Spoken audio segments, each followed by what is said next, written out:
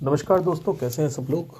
आज हम बात करेंगे कि why knowledge is not going to take you anywhere and where is the normal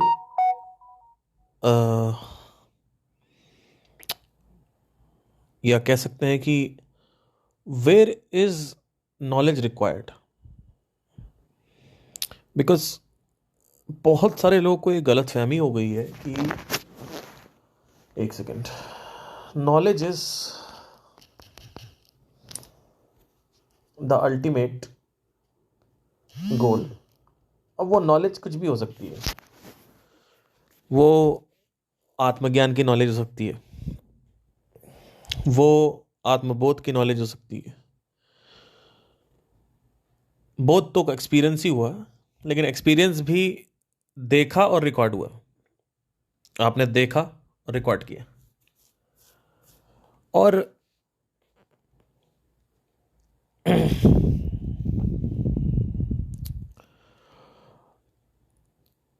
जब ये हो जाता है तो लोग को अंदर से ये लगने लगता है कि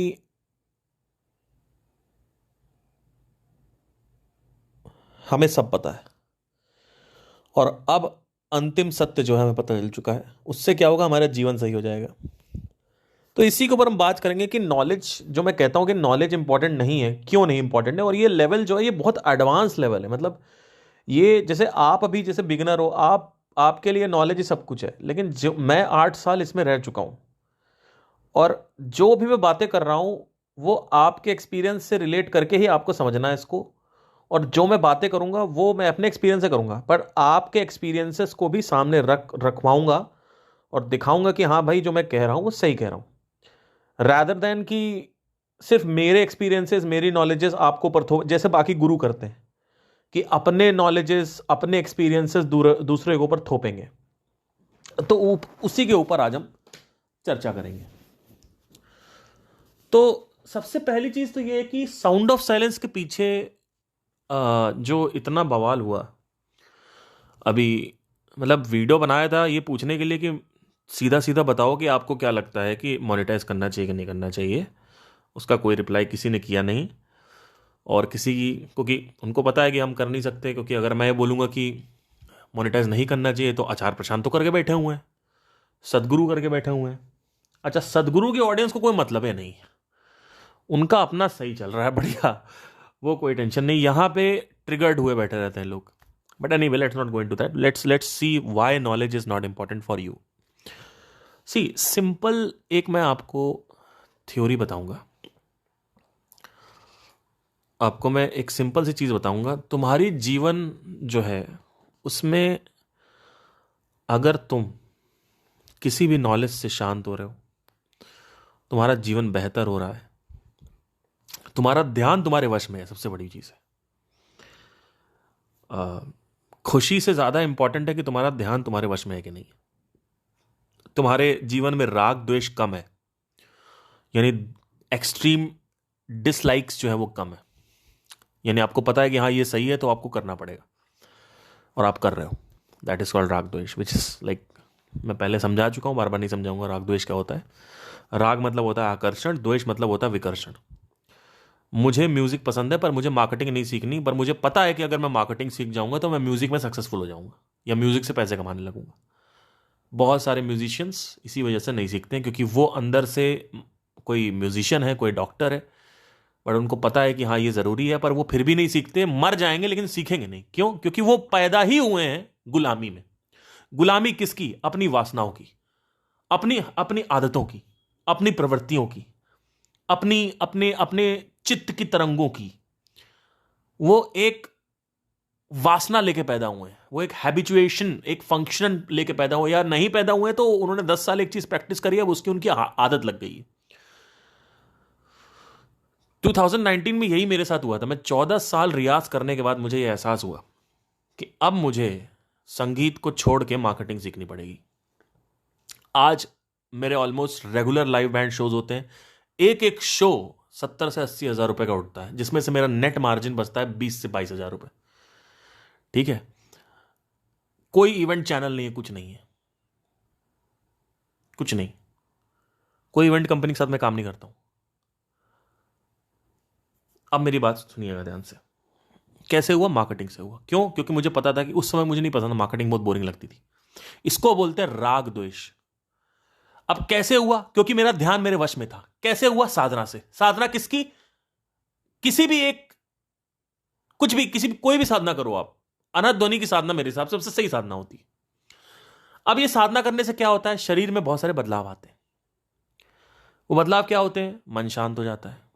अब मन शांत होने का मतलब क्या? मन शांत होने का मतलब है कि तुम्हारा ध्यान तुम्हारे वश में आ जाता है। घोंचू साधना इसलिए नहीं करनी है कि आप खुश होने वाले हो, वो एक बाई प्रोडक्ट है, क्योंकि खुशी आज है कल नहीं है। पहले समझने की कोशिश करो। तुम बहुत ज्यादा साधना करके खुश हुए पड़े हो, एकदम से तुम्हारी जॉब चली गई। तुम बहुत ज्यादा साधना करके टेम्पररी मजा ले रहे हो, तुम एकदम से किसी की डेथ हो गई। साधना से जो कुछ भी सुख मिलता है वो टेम्पररी है। मैं सुख की बात नहीं करता हूं। जब मैं बात करता हूं, ध्यान को एक जगह टिकाना आना चाहिए। अरे महाघोचुओं, एक भी तुम बुक नहीं पढ़ सकते, तुम्हारी औकात नहीं है भगवत गीता अभी उठा के पढ़ने की। क्यों? क्योंकि तुम्हारा ध्यान नहीं टिक रहा है। उसके बाद फालतू की बातें करते हो, इधर की ये वो ये वो। मेरी बात ध्यान से सुनो। जो मैं कह रहा हूं ना, अपने एक्सपीरियंसेस से देखो।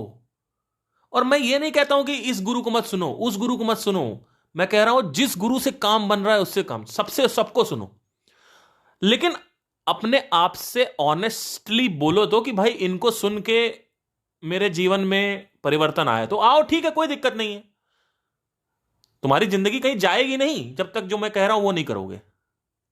वो तुम्हें लगेगा कि हाँ, मांस छुड़वा दिया, मदिरा छुड़वा दिया, ये छुड़वा दिया, वो छुड़वा दिया, तुम्हारे जीवन में सुख की कोई वो नहीं होगी अनुभूति।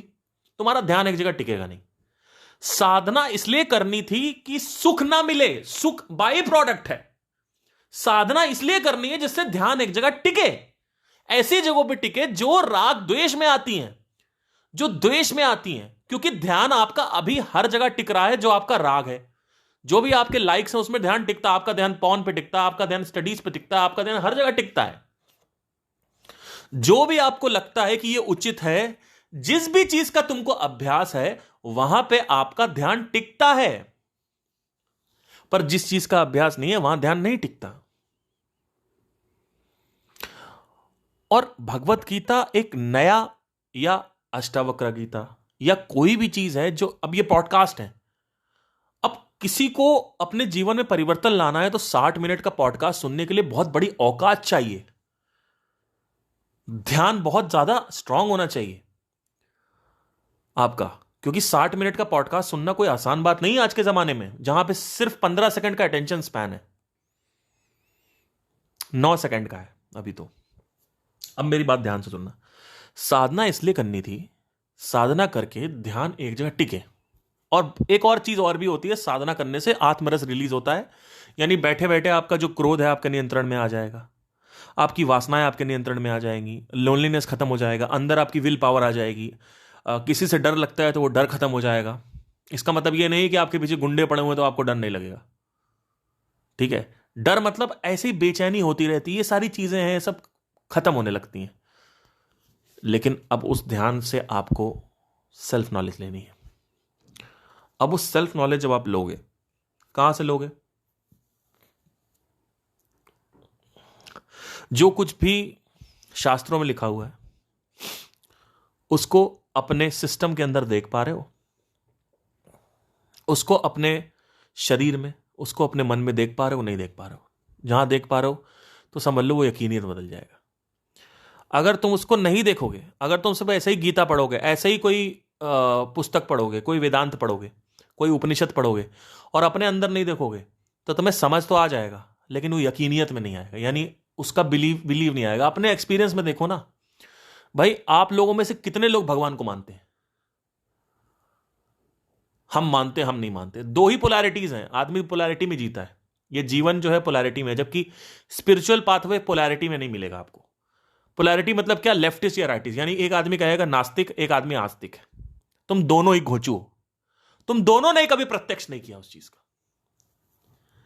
अब भगवान है कि नहीं है इसको जानने के लिए तुम किताब पढ़ोगे, तुम दरगाह जाओगे, तुम मंदिर जाओगे, कि तुम सोसाइटी की मान्यताओं को फॉलो करोगे? क्या करोगे? तुम्हारे मां बाप क्या कह रहे हैं वो सुनोगे? फिर तुम्हारे अंदर संदेह आएगा।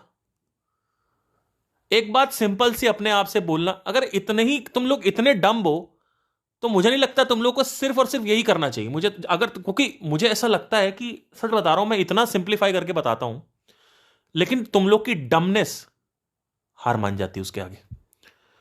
तुम लोग को क्या लगता है, मतलब मैं सिंपल सी चीज बताता हूं, मैं कहता हूं भाई ठीक है एक चीज उठा लो, चलो ठीक है लक उठा लो, लक। आप लक मानते हो? हाँ हम मानते हैं। क्या आप 100% श्योर हो कि लक होता है? पता नहीं सर, डाउट रहता है मेरे को, कभी कभी डाउट आता है, कभी कभी डाउट आता है ना। अगर आप कह रहे हो 100% होता है, तब आपके लिए स्पिरिचुअल पाथवे नहीं है, क्योंकि आप घोंचू हैं। आपने एक मान्यता को सत्य मान लिया और आप फ्लेक्सिबल नहीं है। आप असत, मतलब आपको अभी अभी मैं बोलूं कैसे कैसे, अभी मैं आपसे प्रश्न उठाऊं कैसे, अरे वो उस दिन मेरे को 10 लाख रुपए चाहिए थे, तो क्या हुआ, मेरे पास पैसा आ गया, बैंक ने मेरे को लोन दे दिया, मेरा लक अच्छा है। ठीक है, लक अच्छा है ना, चल तू, तेरे को मैं गैम, चल अभी तू चल चल कैसीनो चलते, चल पत्ते निकाल, पत्ते निकाल। अभी मैं 10,000 रुपए की शर्त लगाऊंगा, ठीक है, और जो पत्ता खुलेगा वो पत्ता तेरा साथ होना चाहिए, मतलब तेरे हिसाब से पत्ता खुलना चाहिए। और अगर तेरे जो पत्ता तू कहेगा वो पत्ता खुलेगा, मैं अभी तेरे को 10,000 रुपए दूंगा, चल ला निकाल, रिस्क ले। और अगर नहीं खुला तो तू मेरे को 50,000 देगा। अब बता, बता, अगर लक काम करता, 100% श्योर हो ना लक है, चलो। कैसे पता तुम्हें लक काम करता भाई? तुम कह रहे हो लक होता है, किस बेस पे कह रहे हो? तुम कहते हो डेस्टिनी होती, डेस्टिनी होती है तो आदमी मिलना होगा तो मिल जाएगा, मौत आई है तो आएगी।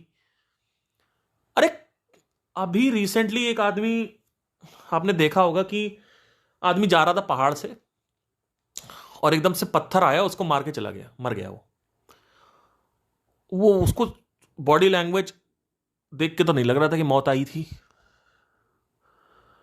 मौत आई है तो आएगी, ये किसने तुमको सिखाया? इसका क्या प्रमाण है? ये साबित कैसे करोगे? साइंस पूछती है ना कि मौत आई है तो आएगी, कैसे, क्या तरीका है? तुम कैसे साबित करोगे कि मौत को आना होता है तो आती है? मतलब तुम कह रहे हो मौत निश्चित है, मतलब सब कुछ लिखा हुआ है, तुम ये कह रहे हो, मतलब तुम कह रहे हो डेस्टिनी होती है। बताओ कैसे प्रूव करोगे डेस्टिनी होती है? तो तुम बैठ जाओ एक जगह, लेटे रहो, लेटे रहो, कुछ नहीं होगा तुम्हारी जिंदगी में। भाई सब कुछ लिखा हुआ है, अगर ऐसा सच में होता, कहां लिखा हुआ है? किसी ने देखा होगा तभी तो बताया ना आपको। कौन है वो जिसने देखा है आज तक? कोई नाम तो होगा कि इस आदमी ने देखा है कि हाँ यहां लिखा हुआ था। आप इंटेलेक्चुअली अगर इन्वेस्टिगेट करोगे तो आपको समझ में आएगा, नहीं तो मान्यता तो मानते रहो, मानते रहो, क्या फर्क पड़ता है। लेकिन अब अगर आपने कोई किताब देख ली, आपने सच में देख लिया कि हाँ एक वहां पे जगह है, वहां पे सबके बारे में सब कुछ लिखा हुआ रहता है, और आपने देखा और आपने पढ़ा वहां पे कि हाँ अभी 2 मिनट में मेरे साथ ये होगा, मेरे मेरे पास कॉल आएगा, और सच में कॉल आ गया, तो ये होता है प्रत्यक्ष प्रमाण। उन्होंने कहा यार ये खत्म, डन। स्पिरिचुअल पाथवे में बिना इन तीनों प्रमाण को जाने हुए कभी मत आ जाना, क्योंकि इसी वजह से पतंजलि ने पहले ही चैप्टर में इसके बारे में बात करी।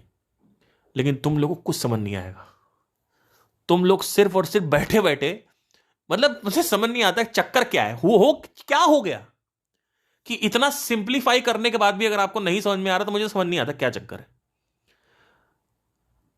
एक आदमी कहता है कि आप सिर्फ सेल्फ नॉलेज की बात करते हो, एक आदमी कहता है कि आप सिर्फ साधना की बात करते हो, एक आदमी कहता है कि आप इसकी बात करते हो, उसकी बात करते हो। अरे मैंने कब कहा कि सिर्फ और सिर्फ सेल्फ नॉलेज लेनी है, या मैंने कब कहा कि सिर्फ और सिर्फ साधना करनी है?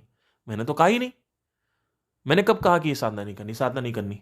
मैंने तो इतना बोला है ना कि तुम्हारा ध्यान तुम्हारे वश में है कि नहीं है।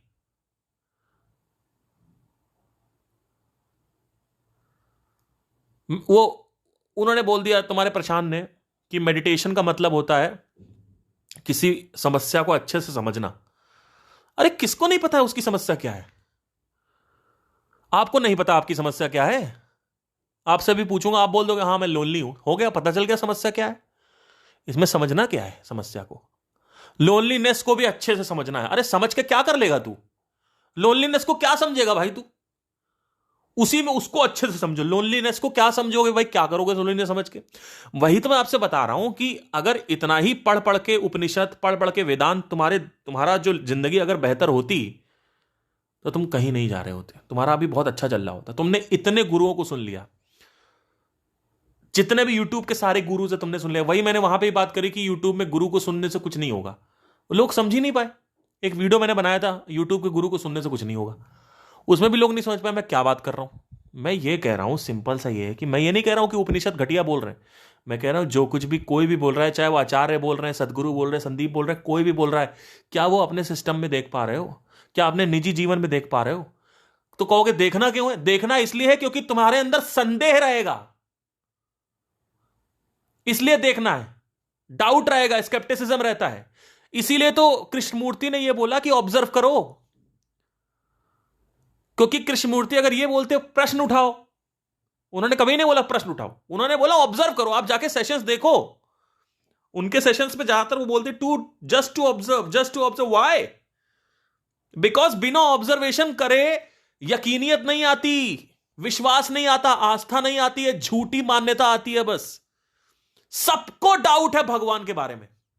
एवरीबडी, राइट फ्रॉम एवरीबडी, कोई एक्सेप्ट नहीं करेगा।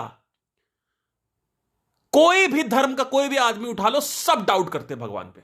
हल्का सा डाउट रहता है, अंदर से रहेगा, पता नहीं है कि नहीं है। क्यों? क्योंकि कभी देखा ही नहीं। डाउट कैसे आता मैं बताता हूं भाई। मैं आपको सिंपल बताता हूं। एक आदमी है, वो पूजा कर रहा है, उसकी सारी चीजें अच्छी हो रही हैं। एकदम से उसने एक न्यूज पढ़ी कि निर्भया का बलात्कार हो गया 2013 में, कि 13-14 लड़कों ने मिलकर बलात्कार कर दिया उसका। उसके प्राइवेट पार्ट में सरिया डाल दी, मर गई बेचारी वो। उसको सिंगापुर ले जा रहे थे, रास्ते में मर गई। अब आता है डाउट, यहां से डाउट उठता है भगवान के ऊपर। एक लड़की जा रही है, उसका बलात्कार हो गया। एक छोटी सी बच्ची 2 महीने की, उसका बलात्कार हो गया। आपके घर में कोई साइकिल से आ रहा था, बाइक से आ रहा था, पापा आ रहे थे, उनको मार के खत्म, हत्या हो गई रास्ते में। आपने पूरी जिंदगी अच्छे काम किए, लेकिन आपकी ही बेटी को अपहरण कर लिया गया। सब कुछ अच्छा चल रहा था, बहुत पूजाएं करी, एकदम से पाकिस्तान में बम छोड़ दिया इंडिया में। पूरा इंडिया का आधा शहर खत्म हो गया। ठीक है, कोरोना में बहुत सारे अच्छे अच्छे लोग भी मर गए। यहां से डाउट आता है। मैं ये नहीं कह रहा हूं कि डाउट आपके एक्सपीरियंसेस से नहीं आता, वहां से भी आता है, लेकिन यहां से आता है डाउट। अब डाउट आएगा भगवान है कि नहीं है। फिर लोग मेरे से पूछते हैं आके, या किसी एक बड़े गुरु से पूछेंगे भगवान है कि नहीं है। आ गया ना डाउट। जब तक तुमने भगवान को नहीं देखा, तब तक तुम्हें यकीन नहीं होगा भगवान है कि नहीं। अब समझो मेरी बात। मेरे से पंगा मत लो भाई, धज्जियां उड़ा दूंगा मैं सबकी। कोई पंगा ले नहीं सकता। वो तो मैं बनाता नहीं हूं वीडियो एक पॉइंट पे।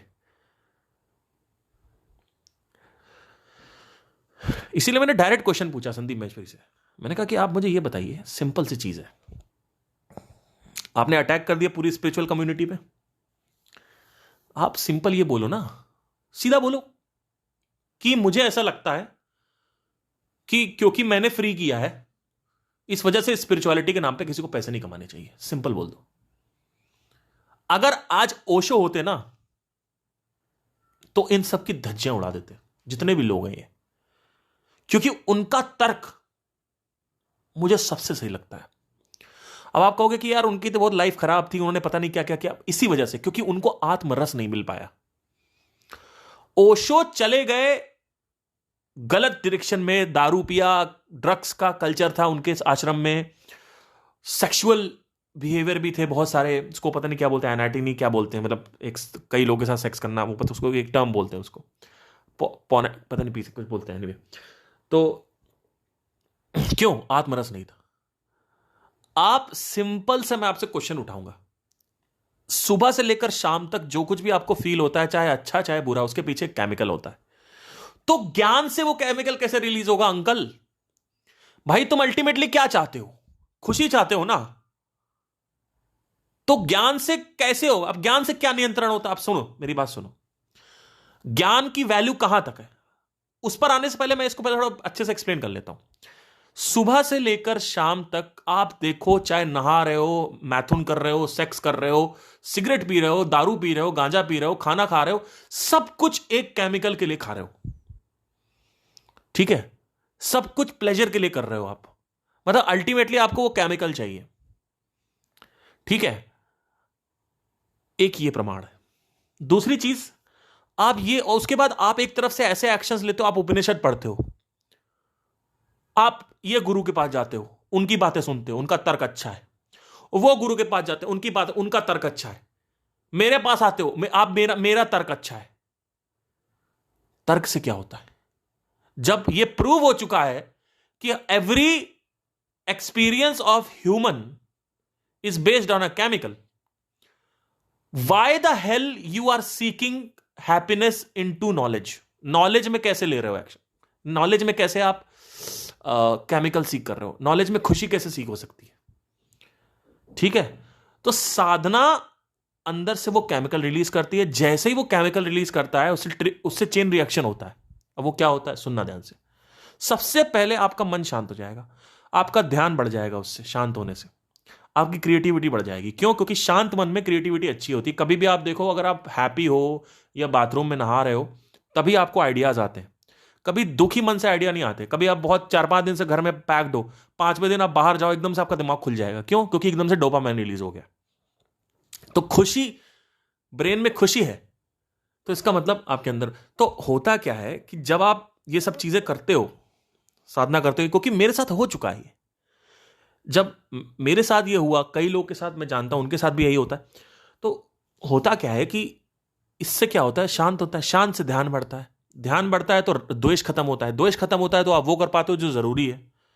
अभी आपसे आपका माइंड वो करवा रहा है जो जरूरी नहीं भी है, लेकिन आपको करना है। आप एक सड़क पे जा रहे हो, एक तरफ डोमिनोज है, एक तरफ लैया चना मिल रहा है, तो आप चने नहीं खाओगे, आप डोमिनोज में चले जाओगे। आपका सारा डिसीजन 80% इमोशनल होता है। यही तो चक्कर है। इससे बाहर तो आओ पहले, तभी तो समझोगे कि भगवत गीता में क्या लिखा है। नहीं तो पूरे टाइम तो तुम इसी में घुसे रहोगे, फूड और सेक्स, फूड और सेक्स। इसके अलावा तुम्हें जिंदगी में है क्या? नशा, खाना, सेक्स और सोना। इसके अलावा तुम्हारे पास और क्या है जिंदगी में? खुशी का और कोई सोर्स है? नहीं। हाँ, उपनिषद है, उपनिषद से कुछ नहीं होगा, ना ही तुम्हारे गुरु के नॉलेज से कुछ होगा। लिखवा लो मेरे से। नहीं, मेरी बातें मत मानो, जाके एक्सपीरियंस करो ना। मैंने कब कहा किसी को मत सुनो, सबको सुनो, और जो जो कह रहा है वो अप्लाई करो। कहां पहुंचे तुम्हारा गुरु? उसकी नॉलेज, उसके तर्क तुम्हारे अंदर खुशी ला पा रहे हैं? नहीं ला पा रहे। खुशी के आंसू भी नहीं है तुम्हारे अंदर, खुशी का एक टुकड़ा तक नहीं है। बस अभी ये नहीं जानते थे, अभी ये जान लिया, अभी ये नहीं जानते थे, अभी ये जान लिया, अभी ये नहीं जानते थे, अभी ये जान लिया, अब ये नहीं पता था, ये हो गया, अब ये नहीं पता था, ये हो गया।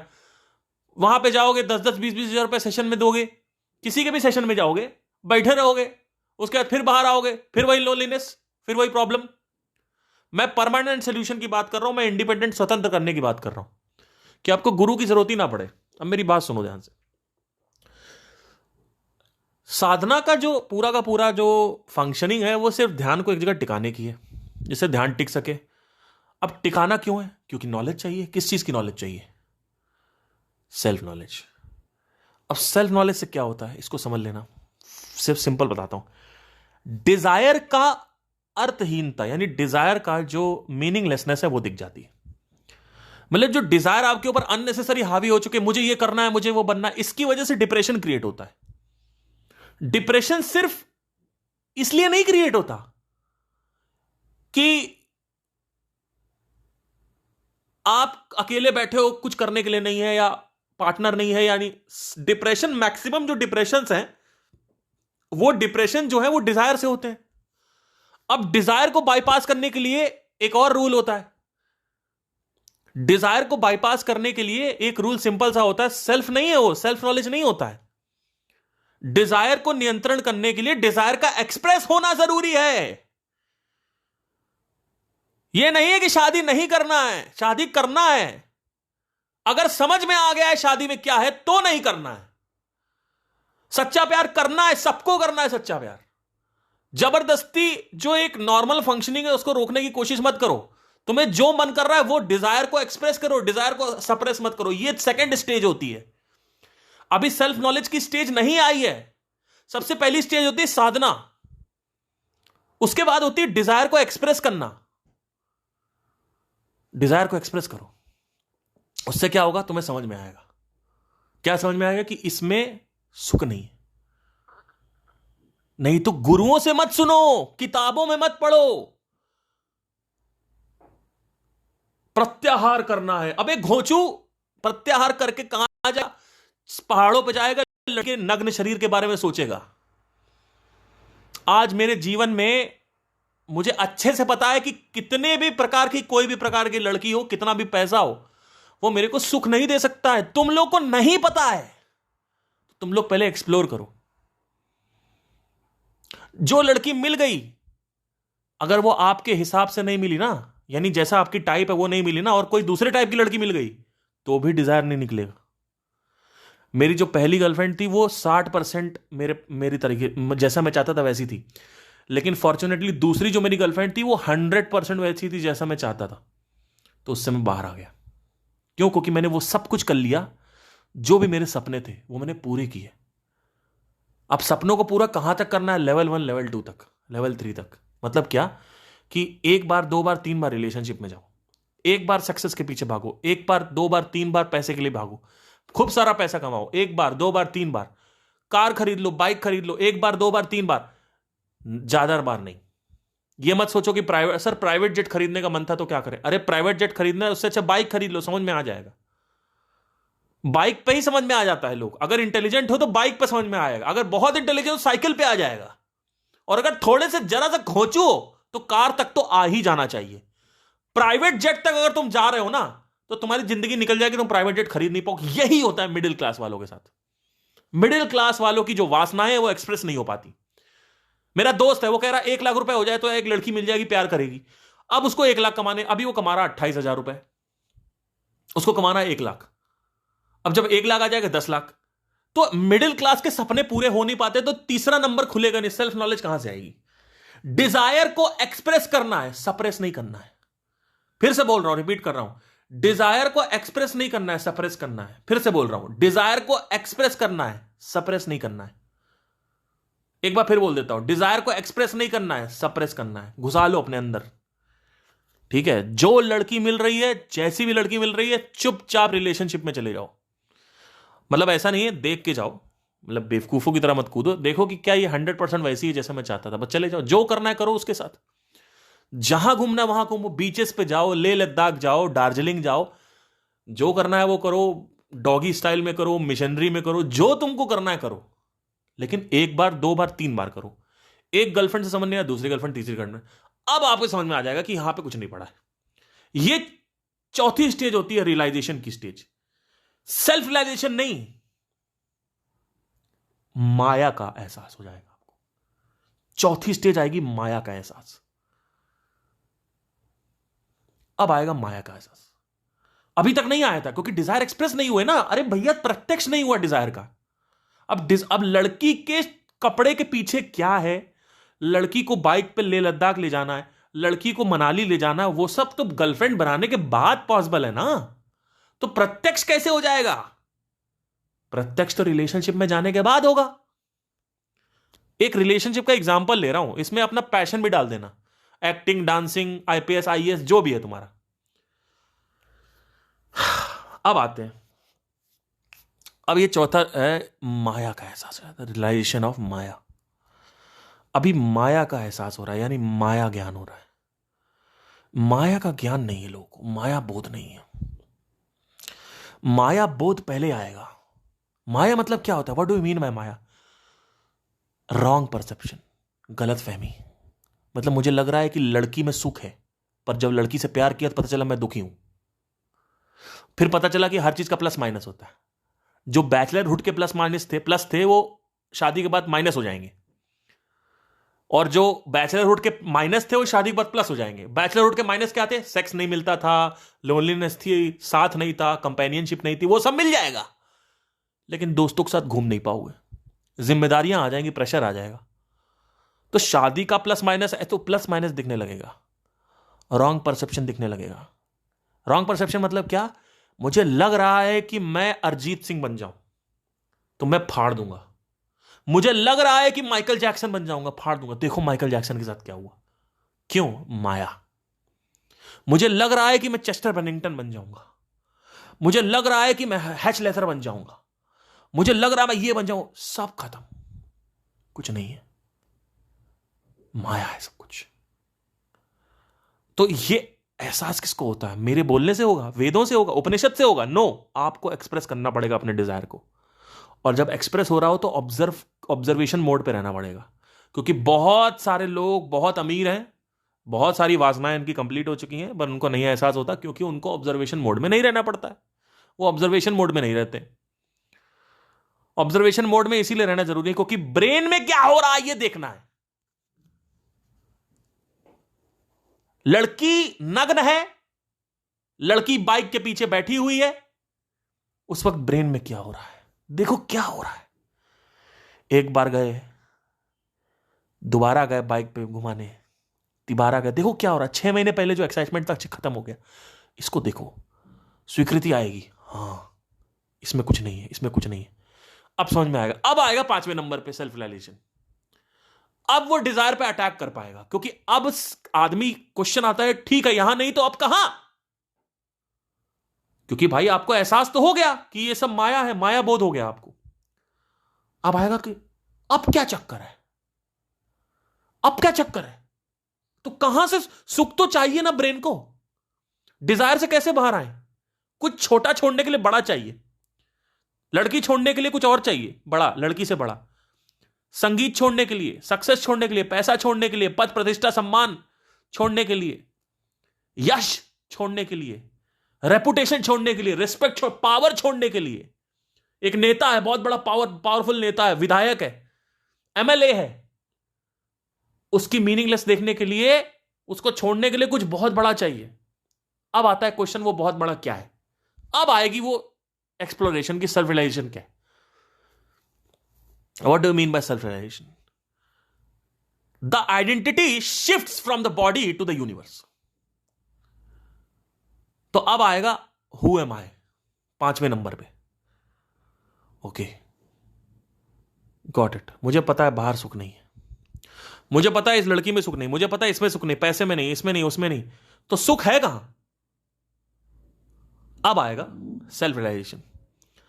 तो सेल्फ रियलाइजेशन को जानने के लिए आप ऑटोमेटिकली इंक्लाइंड हो जाते हो, कि जैसे कोई बात करेगा आपको उसकी तरफ अट्रैक्ट हो जाओगे आप, कि ये क्या बात हो रही है, कि एक there is a new way, there is a new solution to this problem of loneliness, to this problem of suffering. There is a new way. क्या बात कर रहे हो, क्या है? आपको क्यूरियोसिटी होगी। अब उसमें आप काम करना चालू करोगे। आप समझो कि एक एक लेयर बाय लेयर हटाओगे बॉडी की, डक डक डक डक। पहले बॉडी हटाओगे, फिर मन हटाओगे, बुद्धि हटाओगे, फिर आपको पता चलेगा एनर्जी बॉडी होती है, वो हटा के देखोगे, सबको इन्वेस्टिगेट करोगे इंटेलेक्चुअली। फिर आप इसको एक्सपीरियंशियली देखोगे। आप देखोगे कि समय कैसे आपको दिखने लग जाएगा, कि समय स्लिप हो रहा है लेकिन मैं स्लिप नहीं हो रहा हूं, समय आगे बढ़ रहा है, मैं आगे नहीं बढ़ रहा हूं। आपको समझ में आने लगेगा। आप इन्वेस्टिगेट करोगे कि डीएनए यार सबका अलग अलग है, लेकिन जो कंपोजिशन है वो तो सेम है ना। अगर हम सबसे अलग होते तो पैरासिटामॉल सबकी सेम होती बुखार होने के बाद। इस तरह के क्वेश्चंस आएंगे आपके। डॉक डॉक डॉक अष्टावक्र गीता पढ़ोगे आप, भगवत गीता पढ़ोगे, आपको अब समझ में आएगा। अब ये सब पढ़ने के लिए ध्यान चाहिए, तो इसलिए साधना भी यहाँ पे आ जाएगी। साधना से ध्यान टिकेगा, उससे ही समझ में आएगा। अब इसके बाद क्या हुआ? इसके बाद छठी स्टेज क्या होती है, आप सुन लो यहां से, क्योंकि अब आपको यहां से कोई नहीं बता पाएगा, किसी को औकात ही नहीं इसके आगे बताने की। अब सुनो क्या होता है। इसके बाद भी जब सब कुछ एहसास हो जाएगा मैं कौन हूं, साधना चल रही है, डिजायर में कुछ नहीं पड़ा हुआ है, सब कुछ समझ में आ गया, डिजायर एक्सप्रेस कर लिया, सप्रेस नहीं किया। एक स्टेज आएगी, 2020 में मेरे साथ यही हुआ था। मैं सब कुछ छोड़ के चला गया, मतलब पैसे कमा लिए, अच्छे खासे मेरे पास पैसे आ रहे थे, बाइक खरीद ली, बड़ा सा एक आलीशान फ्लैट मैंने रेंट कर लिया, अकेले रहता था 3 BHK में। मतलब लाइफ बढ़िया चल रही थी, एक तरीके से लग्जूरियस लाइफ चल रही थी। एक यामाहा की महंगी बाइक निकाली अपने पैसे पे, अकेला रहता था। यही चाहिए तो यही चाहिए, और क्या चाहिए लोगों को, कि भाई हम कहीं पहाड़ों पे चले जाएं और अकेले रहें, और आसपास सीनरी हो, वहां पे बीचेस भी थे, माउंटेन्स भी थे, वाइल्ड लाइफ भी थी, सब कुछ था। वहां बैठा रहा, मैं बैठा रहा बैठा रहा, 1 महीने बहुत इंजॉय किया, जिम ज्वाइन कर लिया, शाम को कभी पिज़्ज़ा खा लिया, कभी बियर की बोतलें खोल ली। वो भी मैं आऊँगा कि क्यों खोलते थे, उस पर अभी मैं नशे में नहीं आऊँगा, अभी वो अलग चला जाएगा डायरेक्शन। तो कभी कभी कर लिया, ये सब कुछ चल रहा था। पिज़्ज़ा खाने से पहले मेडिटेशन कराए, 1 घंटा मेडिटेशन किया, अष्टवक्र गीता पढ़ी, अंदर ऑब्जर्व किया, सब कुछ किया। अब आएगा यार आप क्या करें, तो करने से पहले मेरे अंदर प्रश्न उठा कि ये क्या हो रहा है। यहीं तक तो मैं पहुंचना चाहता था, और आज मैं पहुंच गया हूं तो ये हो रहा है। फिर मुझे समझ में आया धीरे धीरे कि माइंड को अगर आप कहीं लगा के नहीं रखोगे ना, तो माइंड जो है वो आपको इंद्रियों में ले जाता है। तो मेरा ध्यान फिर से लड़कियों की तरफ चला गया। मैंने कहा ये क्या चक्कर हो रहा है, और वहां से डिस्कवर हुई चैलेंज सफरिंग। मतलब क्या, कि अगर आपके जीवन में कोई चुनौती नहीं है ना, सेल्फ रियलाइजेशन के बाद, मेडिटेशन के बाद, तो आप डिके में चले जाते हो। मतलब आपको या तो अपना ध्यान ऐसी जगह लगाना होगा जहां पे एवोल्यूशन अनलिमिटेड हो। तो ऐसी कौन सी चीज थी जहां पे एवोल्यूशन अनलिमिटेड है, यानी सीख, यानी ग्रोथ, यानी वृद्धि अनलिमिटेड है। क्योंकि संगीत में तो नहीं था, क्योंकि 14 साल हो चुके थे मेरे को संगीत करते हुए। आप उसमें क्या करना, अलग तरीके से ये बजा लेंगे, ये अलग कंपोजिशन है, वो तो सब सेम है, आपको पैटर्न समझ में आ जाएगा, सारे गामा पाधे नी सा सानी दा मगरे, आपको समझ में आएगा, इसमें आगे कुछ नहीं है। और जिम में भी आप कितनी अलग तरीके से एक्सरसाइज कर लोगे, हैं आप क्या कर लोगे, अलग अलग कितना भी करोगे, लूप बन ही जाएगा। इस दुनिया में भौतिक जगत की एक प्रकृति है कि कितना भी अलग अलग भिन्नता ले आओ, उसका लूप बनना तय है, लूप बनना ही है। एक पॉइंट आएगा जहां पे कुछ बचेगा ही नहीं, जहां पे आप कहोगे ये तो कर चुका हूं मैं, ये तो ऑलरेडी हो चुका है। तो मैंने कहा यार यहां पे इवॉल्व होने से अच्छा है कि मैं अपना ध्यान यहां तो लगाऊं ही लगाऊं, और कहीं भी लगाऊं। तो मैंने क्या किया, मैंने अपना ध्यान जो है पूरी तरीके से मार्केटिंग में लगा दिया, एक, क्योंकि मैं 24 घंटे ये नहीं कर सकता। और दूसरा जो ध्यान लगाया वो था, जो मैं लगा ही हुआ था वैसे, लेकिन और ज्यादा अच्छे से लगा दिया, वो है सेल्फ एवोल्यूशन में। यानी आज नेचर ऑफ द माइंड के बारे में मुझे ये पता है, और इसमें क्या हो सकता है, जैसे लॉ ऑफ डुअलिटी है, वो और अलग अलग कंटेक्स्ट में कैसे अप्लाई होगी, या नेचर ऑफ द माइंड, यानी माइंड के बारे में पता है, अब आगे क्या बताओ। तो वहां से क्या था कि अनलिमिटेड एक उसमें चला गया मैं, कि अनलिमिटेड ग्रोथ में चला गया। क्योंकि यूनिवर्स को जानने के लिए, यूनिवर्स को डिकोड करने के लिए, और मैं सिर्फ एज अ साइंटिस्ट बाहर नहीं देख रहा हूं यूनिवर्स को, क्वांटम फिजिक्स के थ्रू, ब्लैक होल, ये सब जो थ्योरीज हैं, मेटाफिजिक्स, ये सब तो मैं देख ही रहा हूं, साथ ही साथ उसको कोरिलेट कर रहा हूं। यानी मैंने अपना उपनिषद है और जो क्वांटम फिजिक्स है उसको कनेक्ट कर दिया, और प्लस अपना जो ऑब्जर्वेशनल पावर और क्वेश्चनिंग की पावर है वो भी डाल दी बीच में। तो उससे नई नई चीजें डिस्कवर हुई, जिसकी वजह से कई लोगों को आसानी हुई। मैं उसको बताता हूं, मुझे भी बहुत ज़्यादा आसानी होती है। जैसे फॉर एग्जाम्पल अगर आप देखें, सिंपल, मैंने इसको बिजनेस में अप्लाई करके देखा कि हर जगह मुझे पैटर्न दिखने लगा। वो था pizza hut, Domino's, Zomato, Swiggy, Flipkart, Amazon. फिर एक बुक पढ़ी, 22 immutable laws of the universe, sorry, laws of the businesses. उसमें एक चैप्टर आता है लॉ ऑफ डुअलिटी करके, और जब वो चैप्टर मैंने पढ़ा तो मैं हिल गया। क्यों? क्योंकि मैं पहले ही डिस्कवर करके बैठा हुआ था, और वही हुआ। मैं क्या हुआ आपको विस्तार से बताता हूं, सुनना ध्यान से।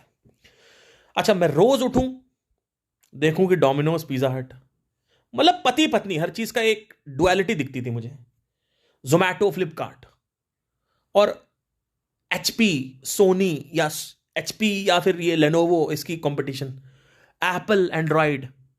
मैंने कहा यार साला डुअलिटी, हर जगह डुअलिटी दिख रही है। और बाकी ठंडा गर्म ये सब तो दिखता ही था, वो सब तो अलग है, लड़का लड़की, मैस्कुलिन फेमिनिन और मोहब्बत नफरत, ये सब तो दिखता ही था। उसके बाद क्या हुआ कि मैंने कहा कि चक्कर क्या, ये डुअलिटी क्यों बन रही है। तो लॉ ऑफ डुअलिटी जो चैप्टर था उस बुक में, उसमें जब मैंने पढ़ा था मेरा बहुत चक्कर आ गया। मैंने, आप विश्वास नहीं करेंगे, पता है क्या हुआ। उन्होंने ये लिखा है कि जो जैक ट्राउट हैं, उसके जो एल एरीज जो उनके लेखक हैं, ऑथर हैं बुक के, उन्होंने कहा है कि एक पैटर्न देखा गया कि जब भी कोई भी आइडिया के ऊपर एक बिजनेस स्टार्ट होता है तो 100 लोग स्टार्ट करते हैं उस बिजनेस को, 100-150 लोग स्टार्ट करते हैं, और लास्ट में आके जो मेजॉरिटी ऑफ द शेयर है वो 2 लोग के पास रहता है सिर्फ। उसमें से भी एक के पास ज्यादा रहता है, जैसे अमेजॉन के पास ज्यादा है, स्नैपडील आया फेल हो गया, फ्लिपकार्ट के पास मार्केट शेयर कम है, डोमिनोज के पास मार्केट शेयर ज्यादा है इंडिया में, पिज्जा हट के पास कम है। ठीक है, तो चलता गया चलता गया चलता गया। जब ये मैंने पढ़ा तो मैं हिल गया। मैंने कहा भाई साहब, तो ये इसको बोलते हैं सेल्फ एवोल्यूशन। ये था मेरा एक सेट। तो मुझे पता चला कि बिजनेसेस में किसी भी कैटेगरी में है, इसको कैटेगरी बोलते हैं। एक आइडिया, कोई भी आइडिया ले लो, जैसे पिज्जा, इसको बोलते हैं कैटेगरी। किसी भी कैटेगरी में बिजनेस में सिर्फ 2 लोग होते हैं, तीसरा एंटर नहीं कर पाएगा। क्यों? क्योंकि लॉ ऑफ डुअलिटी है। अब सोचिए कहां से स्टार्ट किया, ठंडे गर्म से स्टार्ट किया और कहां पे लेके आए। जब आंतरिक दुनिया में इसको देखा तो देखा ईडा और पिंगला, लेफ्ट और राइट। ईडा जो है वो लेफ्ट है, पिंगला जो है वो राइट था। एक बीच में एक और नाड़ी जाती है, उसको बोलते हैं सुषुम्ना नाड़ी। और उस नाड़ी में अगर आप साउंड ऑफ साइलेंस को ध्यान से सुनेंगे या अनंत ध्वनि को, तो उस नाड़ी से साउंड ऑफ साइलेंस आती है। पहले लेफ्ट से आती है, राइट से आती है, यानी झेंगुर की आवाज जो आती है वो ईडा पिंगला से आती है। ये 2 नाड़ियां होती हैं, ईडा और पिंगला। सुषुम्ना नाड़ी जो है वो आध्यात्मिक नाड़ी है, यानी अध्यात्म जगत की नाड़ी है, यानी वो ब्रह्म है। और ईडा और पिंगला शिव और शक्ति है। तो अब इसको यहां पे कनेक्ट कर सकते हैं, बहुत सारी और भी जगह कनेक्ट करके अप्लाई करके आप देख सकते हो। एनीवे, तो सेल्फ नॉलेज जो है अल्टीमेट गोल है, लेकिन सेल्फ नॉलेज अटैक कहां करेगी? डिजायर्स पे। अब आपके ऊपर डिजायर हावी नहीं होगा। एक पॉइंट आएगा जब आपको समझ में आने लगेगा मैं कौन हूं, तो डिजायर हावी नहीं होगा। तो डिजायर हावी क्यों नहीं होना चाहिए? क्योंकि डिजायर अगर हावी होता है तो डिजायर सफरिंग देता है। तो क्या हो गया सफरिंग देता? अरे सफरिंग, कौन सफरिंग में रहना चाहता है? हमारा नेचर नहीं है सफरिंग में रहने का। तो डिजायर के पीछे ना भागे, बिल्कुल भागो, लेकिन डिजायर की एक वही बात है ना कि आप एक लालटेन लेके भाग रहे हो तो आपको लग रहा है हम सूरज लेके भाग रहे हैं। अरे तुम सूर्य थोड़ी लेके भाग रहे हो, तुम लालटेन लेके भाग रहे हो। तुम भागो उस वक्त भी उतनी ही तेज से भागो, लेकिन सूर्य लेके एहसास करके भागो ना। तुम अभी तुमको लगता है तुम सूर्य लेके भाग रहे हो। अरे तुम लालटेन का एक छोटा सा वो है, छोटी सी वो है, लौ है वो, और कुछ नहीं। तो उसकी अर्थहीनता देख पा रहे हो, मीनिंगलेसनेस देख पा रहे हो। जब ये हो जाएगा अब आप आजाद हो। इसको बोलते हैं मोक्ष। ये 7वीं स्टेज होती है, मोक्ष। अब क्या है मोक्ष? किस चीज से? डिजायर आपके खुद का और डिजायर आपके मां बाप का, बहन भाई, रिश्तेदारों का, सोसाइटी का, दोस्तों का आपके ऊपर हावी नहीं होगा।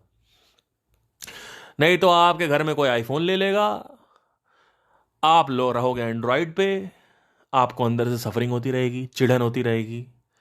आपको लगेगा यार ये लोग तो कितना आगे बढ़ गए, हम तो यहीं रह गए। कोई आगे नहीं बढ़ता, सब वहीं रहते हैं। ये दुनिया सिर्फ सोसाइटी की नजर में आगे बढ़ रहा है, वो छलावा है, झूठ है। कोई आगे बढ़ता ही नहीं है। इलॉन मस्क और सड़क के भिखारी में कोई फर्क नहीं है, दुनिया की नजर में फर्क है केवल। कोई फर्क नहीं है। जिस लेवल पे अभी मैं बात कर रहा हूं, जिस लेवल पे हम इंक्वायरी कर रहे हैं अभी, उस स्तर से कोई फर्क नहीं है इलॉन मस्क और एक भिखारी में। इसका मतलब क्या है कि हम भिखारी बने रहे? नहीं, तुम घोंचू हो। लालटेन लेके भागो, सूरज लेके मत भागो। चंद्रमा पूरा लेके मत भागो, छोटा सा एक ट्यूबलाइट लेके भागो। उसकी रियलिटी देखो कि वो एक्चुअली में कितना बड़ा है। वो देखने के लिए पहले बड़ी रियलिटी देखना जरूरी है। जब बड़ी रियलिटी दिखेगी तब समझ में आएगा कि कौन सी रियलिटी छोटी है, क्योंकि तब कंपेयर कर पाओगे मेरे घोंचू लोग, चाचा चाची। कंपेयर करने के लिए दो डेटा पॉइंट का होना जरूरी है। बड़ी रियलिटी दिखेगी तभी तो उसको कंपेयर करोगे बाकी चीजों से, अपने छोटे मोटे पिंदू चिंदू डिजायर से, कि तुमको अरिजीत सिंह बनना है। तुमको समझ में आएगा अरिजीत सिंह बनने से कुछ नहीं होने वाला। तुमको समझ में आएगा माइकल जैक्सन बनने से कुछ नहीं होने वाला। तो क्या बनना नहीं है? अरे बनो, आपका मन है जाओ करो, लेकिन लालटेन लेके भागो। ये समझ के भागो कि ये सब चूतियापंती है। ये समझ के भागो कि इसमें कोई अर्थ नहीं है। क्योंकि अगर तुमने उसको सूर्य बना लिया, अगर तुमने उसको बहुत विशाल बना दिया ना अपने मन में,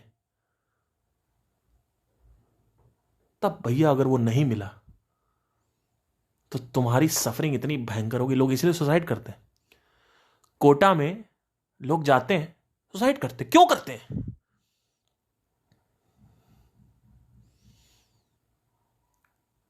हम नहीं बन पाए आईएएस आईपीएस, हमारा क्रैक नहीं हुआ, और जाके पंखे पे चढ़ गए। क्योंकि तुम्हारे मां बाप का प्रेशर आ रहा है कि बेटा यही जिंदगी है, यही यूनिवर्स है, यही ब्रह्मांड है तुम्हारा, कि तुमको बेटा निकालना है, क्रैक करना है, आईपीएस निकालना है? अब वो लड़का सब बचपन से उसको कंडीशनिंग कर दी, जाके चढ़ गया पंखे पे। वो ट्रेन के सामने कूद गया, 16वीं मंजिल से नीचे कूद गया। उखाड़ पाओ उखाड़ लो।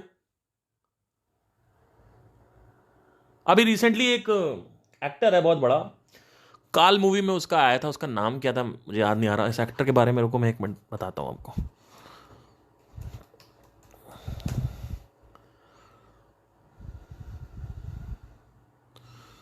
इस एक्टर का नाम है कुशल पंजाबी। इसके बारे में थोड़ा पढ़िएगा जाके सब लोग। मैं एक बार आपको असाइनमेंट दे रहा हूं, जाके पढ़िए कैसे मरा ये आदमी। इस आदमी ने क्या किया, इस आदमी की कहानी मैंने पढ़ी, क्योंकि मैं उस दिन काल मूवी देख रहा था, मैं वाइल्ड लाइफ में थोड़ा इंटरेस्टेड था। इस आदमी ने क्या किया आप विश्वास नहीं करेंगे। यह आदमी इतना अच्छा करियर लेके चल रहा था। इसने सुसाइड इसलिए किया क्योंकि इसकी जो वाइफ है इसके बच्चों को लेके चली गई, तलाक हो गया, और कोर्ट ने कह दिया कि बच्चों के पास वाइफ चली जाएगी, सॉरी वाइफ के पास बच्चा चला जाएगा। वाइफ अलग हो गई, बच्चा ले गई। इसने इस वजह से सुसाइड किया, इसने इस वजह से सुसाइड किया क्योंकि इसका बच्चा छीन लिया गया इससे। सोचो, अगर मेरे 10 बच्चे भी होते ना तो मैं खुश हो जाता। मैं कहता मैं आजाद हो गया। क्यों? क्योंकि जब कोई चीज बहुत बुरी तरीके से हो जाए और उसको आप चेंज नहीं कर सकते, तो उसका पॉजिटिव साइड देखना चाहिए। फिर यहां ये नहीं देखना चाहिए अरे मेरे 10 बच्चे छिना लिए, दोबारा तो 11वां पैदा कर लो किसी और के साथ। अरे आपको क्या पता, आपके बच्चे होंगे तो पता चलेगा। अरे तुम मेरे को क्या बताओगे? मेरी 2 गर्लफ्रेंड जिनके लिए मैंने जिंदगी अपनी बर्बाद कर दी, वो दोनों किसी और का बिस्तर गर्म कर दिया मेरे सामने, तुम क्या बताओगे उसको मेरे सामने? ये सब चीजें मेरे लिए कुछ नहीं है। तुम क्या बताओगे? पूरी जिंदगी मेरे माँ बाप से मेरे को अटेंशन नहीं मिली आज तक, तुम क्या बताने वाले हो दुख क्या होता है? आपको नहीं पता है, जब उस सिचुएशन पे आप आओगे तो। अरे भैया मैं बहुत सारे सिचुएशन में ऑलरेडी आ चुका हूं। क्यों? क्योंकि जीवन का जो असली सत्य है वो पता चल चुका है कि जीवन क्या है, ब्रह्मांड क्या है, मैं कौन हूं। अब यहां पे जब इस आइडेंटिटी से आप देखते हो तो आपको लगता है अरे यार ठीक है, लेके चलिए बच्चों को, बच्चे खुश है ना, बच्चे मार तो नहीं रहा ना कोई, बच्चे अपने मम्मी के साथ खुश हैं। अब इसमें सुसाइड करने की क्या जरूरत थी? लेकिन लोग कर लेते हैं। 100 करोड़ से 10 लाख हो गया, कर लिया बैंक अकाउंट, सुसाइड कर लिया। तो करोगे ही। जब सोसाइटी की बातें सुनोगे, तुम्हारा भगवान थोड़ी आएगा तुम्हारा हेल्प करने। कितने लोग सुसाइड करते, भगवान आके रोक लेते हैं क्या? क्यों नहीं आ रहा? क्योंकि तुम्हारी वासनाएं और तुम्हारी मम्मी पापा की वासनाएं तुम्हारे ऊपर हावी हैं। वासनाओं का जगत है ये भैया, और वासनाओं को छोड़ने के लिए, वासनाओं से मोक्ष पाने के लिए वासना का अर्थहीनता देखना जरूरी है। जब अर्थहीनता दिखेगी तभी तो एहसास होगा कि आत्मज्ञान क्या होता है। अब क्या हुआ? अब आत्मज्ञान प्राप्त हो गया, 8 साल हो गए मेरे को। अब मैं क्या कर रहा हूं? बैठा हुआ हूं? नहीं, मैं अपना पूरा ध्यान मार्केटिंग पे दे रहा हूं, अपने काम पे ध्यान दे रहा हूं।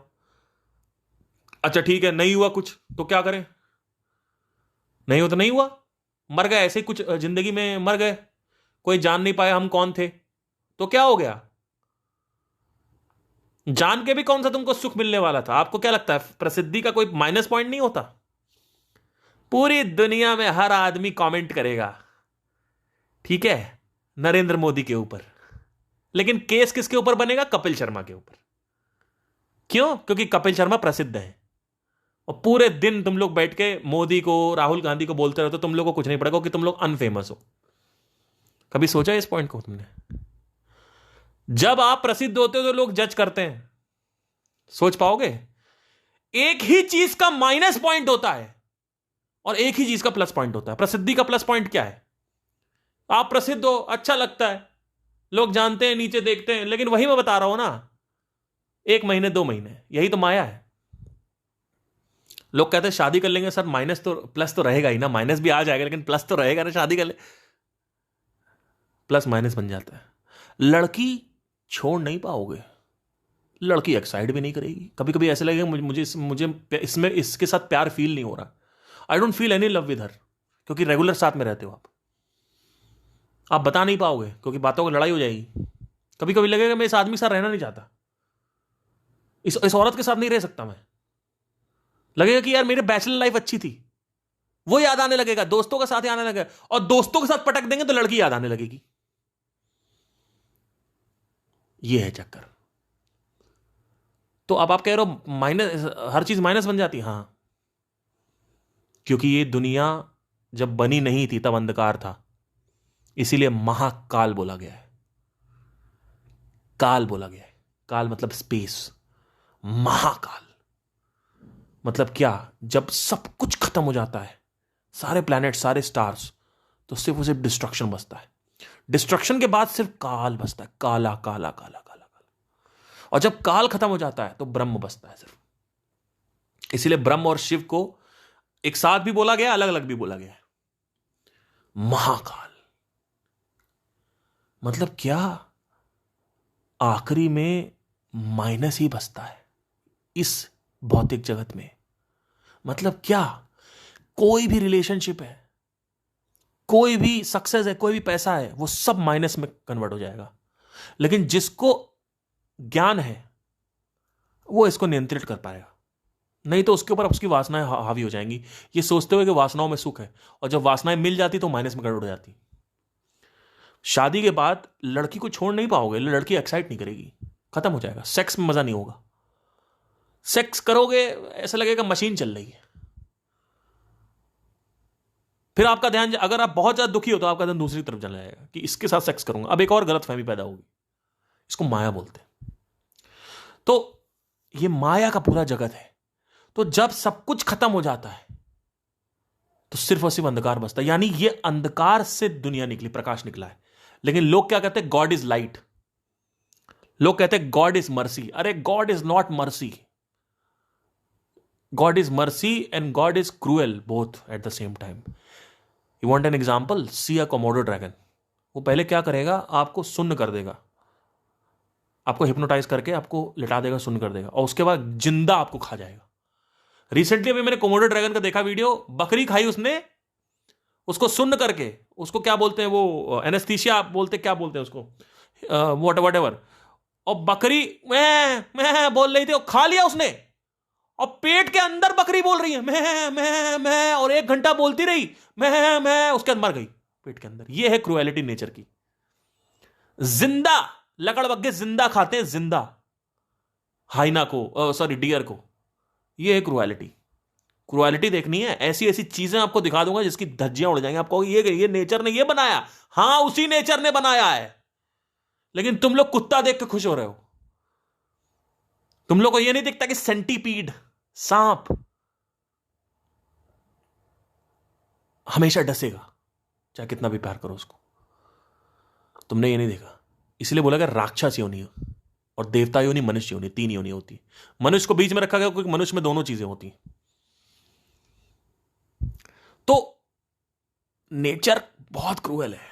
God is not mercy, God is cruel and mercy, but you choose one side, you choose love, you don't choose hatred, you choose both the sides if you really want to be with the aligned with the universe. You choose bad people, you choose good people together. आएंगे तो दोनों साथ में आएंगे, नहीं तो नहीं आएंगे। लेकिन लोग क्या कहते हैं, हाय प्यार बना रहे, शांति बने रहे, अमन बनी रहे, ये वे बने रहे, रहम कर। कौन रहम कर रहा है? रहम है ही नहीं भगवान में। दोनों चीजें, दोनों चीजें। एक ही साइड के प्लैनेट, एक ही प्लैनेट के दूसरे साइड पे इतनी बुरी तरीके से लोग मर रहे होंगे, दूसरे साइड पे लोग फल फूल रहे होंगे, आराम से बैठे होंगे, खाना पीना खा रहे होंगे, और पीछे चिड़िया चहचहा रही होगी उसी साइड पे प्लैनेट के। आएगा तो साइड में आएगा, और वही फिर उल्टा हो जाता, फिर वो गाजा वाला इधर हो जाएगा, वो उधर हो जाएगा। फिर आपको होगा यूएस में तो बड़ी शांति है, इंडिया में तो वॉर्स हो रहे होंगे ही, और यहां से लोग बोलेंगे रहम कर भगवान, भगवान रहम कर। कुछ नहीं होने वाला, रहम है ही नहीं, प्यार भी नहीं है, दोनों साथ में आएगा। आएगा तो अब बताओ क्या करना है? अब क्या कहते हो, मनुष्य को बीच में डाला गया है जिससे मनुष्य दोनों को समझ सके और दोनों को यूज कर सके। तो मनुष्य के अंदर बेरहमी भी है, अगर उसको एक हद से ज्यादा परेशान कर दोगे वो कत्ल कर देगा आपका। अगर उसके अंदर बहुत सफरिंग आ जाती है वो कत्ल कर देगा। डोमेस्टिक वायलेंस हुआ है उसके बचपन में, वो क्रिमिनल बन जाएगा। और वही मनुष्य अच्छा। लेकिन लोग ये प्यार प्यार करने वाले, प्यार प्यार प्यार प्यार प्यार प्यार नहीं है भगवान। नेचर प्यार नहीं है, मनुष्य प्यार नहीं है, जानवर प्यार नहीं है। दोनों साथ में आएंगे, आएंगे तो साथ में आएंगे। इसलिए लोग बहुत इंट्रीग होते हैं देख के, टाइगर को, इसको, उसको। अरे ये क्या नेचर, कैसे, कितना क्रूएल है नेचर। नेचर क्रूएल नहीं भैया, सब कुछ क्रूएल है। क्रूएलिटी साथ में आएगी। तो यहां पे जब ये पूरी जब मैंने सीरीज मतलब ये पूरी चीज ऑब्जर्व किया, तो लास्ट में मेरे को एक चीज पता चली कि अगर दोनों बराबर हैं तो इंसान अभी तक 800 करोड़ आबादी में 700 करोड़ इंसान अच्छा है, या 750 करोड़ इंसान अच्छा है, और सिर्फ बाकी के 50 करोड़ अभी क्रिमिनल में या बहुत गंदे हैं, बैड पीपल है। क्रूएलिटी बढ़ती जा रही। फिर मैंने देखा कि हिस्ट्री उठा के देखी तो पता चला कि ये पूरा का पूरा ग्राफ आगे बढ़ रहा है। यानी पहले 800 लोग शांत थे, अच्छे थे, अब धीरे बढ़ता अब ये 50-50 पे आएगा। तो अब आप सोचो क्या होने वाला है। उसी को बोलते प्रलय। प्रलय कोई नहीं करेगा, सिर्फ इंसान करेगा। देखो इंसान क्या कर रहा है प्लेनेट के साथ। एनीवे, आखिरी में बचेगा अंधकार। प्रकाश की जीत नहीं होती है, अच्छाई की जीत नहीं होती है। लोग कहते हैं अच्छाई की जीत होती है, अच्छाई की कभी जीत नहीं होती, टेम्परेरी है वो। बुराई की जीत होती है, अंधकार की जीत होती है। डिस्ट्रक्शन थ्योरी मैंने पुराने पॉडकास्ट में बात कर रखी है, अगर आप देखना चाहें देख सकते हैं। एनीवे, तो ये था पूरा का पूरा यहां पे सारांश। तो होप आपको समझ में आया।